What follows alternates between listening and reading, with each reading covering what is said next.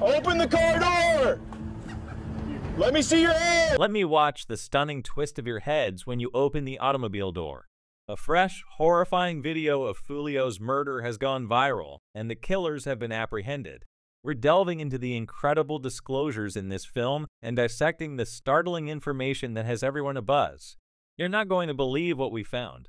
Watch this space for video of Foolio's assassins. After Foolio's horrific death 2 long months ago, fans have been eagerly awaiting clarification. Alright, the long wait is now over. The assassins of Foolio were caught on camera in shocking surveillance footage that Tampa police released on July 28.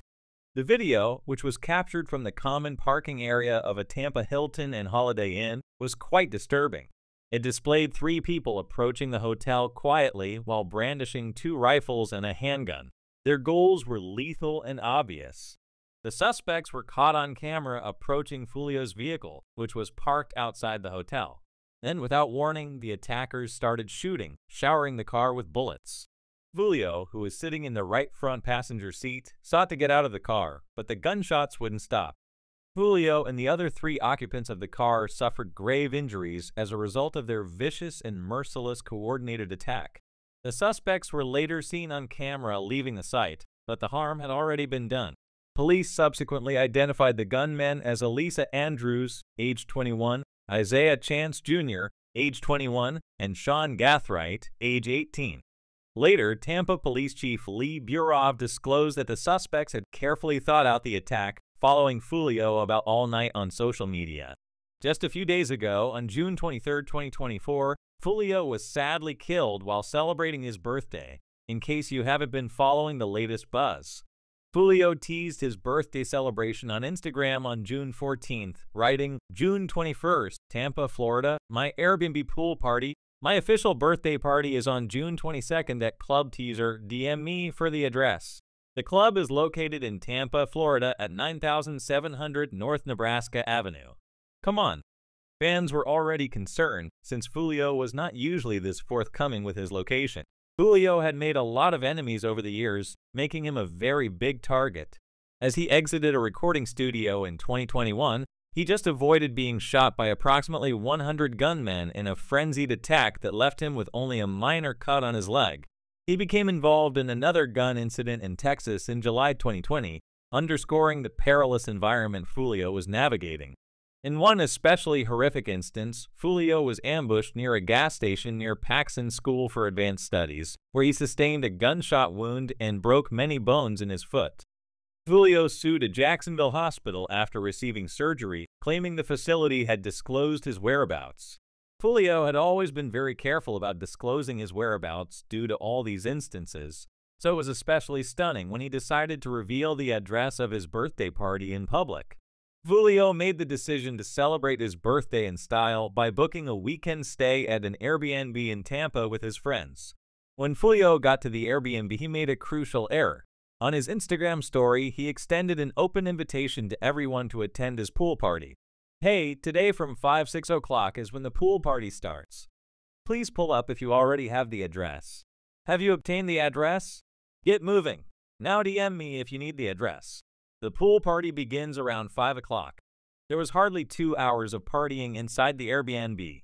On his Instagram, Foolio posted footage from the celebration that featured women, alcohol, and laughter. Everybody was having a great time celebrating, and the mood was electrifying. However, Foolio's operators were observing and strategizing while the females laughed and the cocktails were flowing. The jubilation lasted only 1 hour before the police arrived. After learning of the raucous gathering, the landlord made the decision to close it down. The rapper didn't allow being kicked off the property slow him down, even after Foolio and his group were expelled. Rather than keeping quiet, he took another bold step. Foolio once again let the world know where he was by posting a flyer for a neighboring club on Instagram, replete with the address of the establishment where the celebration would continue. The police claim that Isaiah Chance Jr. and Elisa Andrews, 2 of the accused, were pursuing Foolio as he was sharing his whereabouts. They used cell phones to coordinate their actions as they followed him to many sites. Following his arrival at the local club, Foolio kept his followers informed by sharing pictures of his exact seat inside. Because they would know exactly where he would be and how many people he had with him, his operatives had plenty of time to plot their strike. Foolio and his group met in the parking lot after the club, while his manager looked for a place to stay. They made up their minds and drove over to a Holiday Inn nearby. The suspects followed Foolio and his group of people when they got to the Holiday Inn. Every place they went, a second suspicious car showed up, so they were never really hidden. Before they opened fire, one of the suspects' cars passed Foolio's parked car twice after they arrived at the hotel. The attack was carefully planned and carried out, indicating that it was a premeditated murder rather than a spontaneous act of violence. They would do everything to murder him that day. They were dead set on doing so. The police presented their method of suspect identification at a press conference after the murder.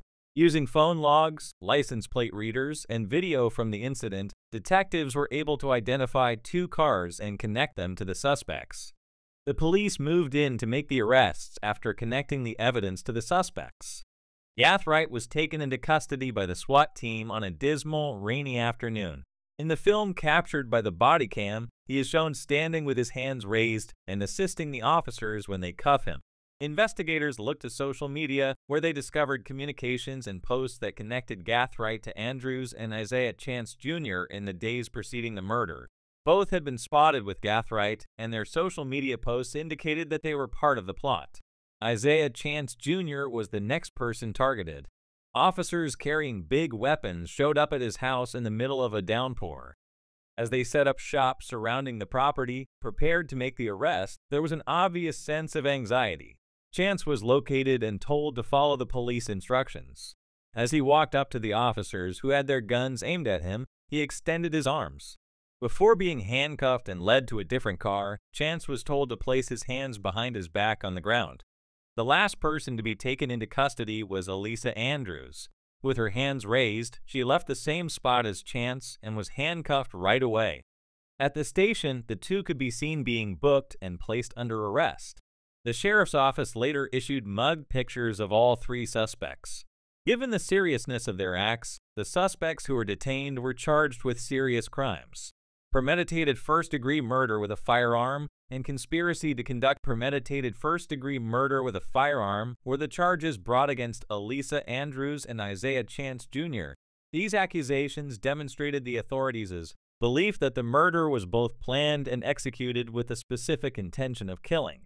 Charges against Sean Gathright were far more severe. He faced charges of tampering with physical evidence, 3 counts of first-degree attempted premeditated murder with a firearm, and 2 counts of premeditated murder with a firearm.